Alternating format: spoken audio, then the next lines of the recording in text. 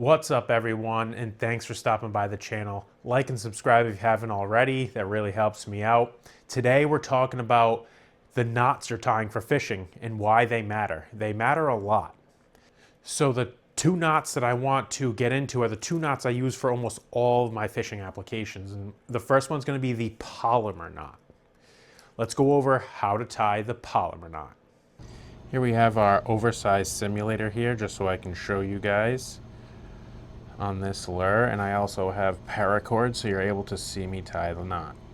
So we're going to start with a polymer knot. To tie the polymer knot, you're going to want to make a loop in your line, fairly big. The bigger you make it, the easier it's going to be. We're going to put it through the eyelet quite a ways. Now we're going to make an overhand knot. And you want a big loop on this side because we're going to now put the lure through this loop. And now we're going to tighten it down. Because I'm using paracord, I have to do a couple more steps here, but normally you're going to be able to just tighten that down.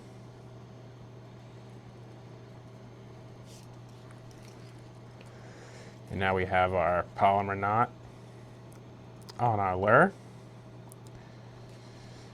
It looks kind of massive when it's on this because it's obviously a simulation. Okay, now that we've seen how to tie the polymer knot, let's speak a little bit about it. When it's tied onto a lure, unfortunately, the lure is not going to be able to move side to side without bringing the line with it. So you really don't want to use this knot on anything you're wanting maximum action out of. Anything that you want side to side action out of, do not use the polymer knot. What you want to use the polymer knot on is things like spinner baits, buzz baits. Those things need a knot that grasps the lure so the knot won't slip up and down a buzz bait or a spinner bait. On crankbaits, a lot of the time they're gonna have a little split ring on top of your eyelet. Make sure you're tying onto that split ring if you're using the polymer knot or a knot that holds tight to the lure and doesn't allow that side to side action. Now let's look at how to tie the second knot I use for almost all fishing applications, is the loop knot.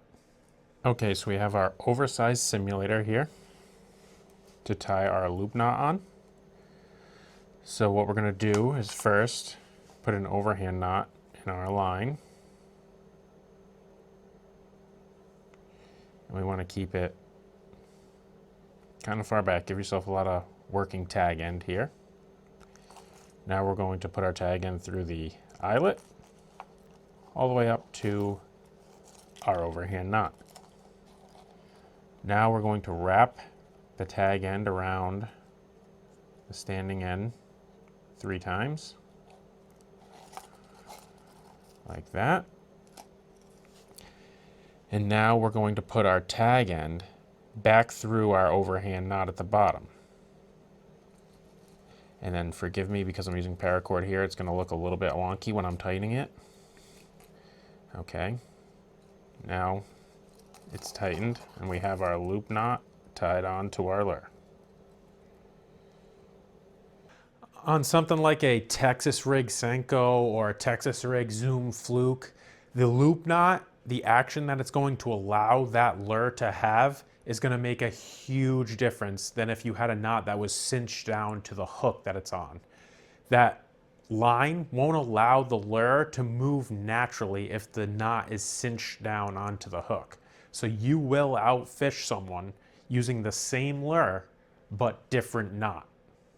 I pretty much use the loop knot on every application that I can, with the exception of something that needs that knot to be bound to it. This is one of those little things, knowing these tips about knots and what knot is going to allow your lure to have the most action. It's going to make the difference.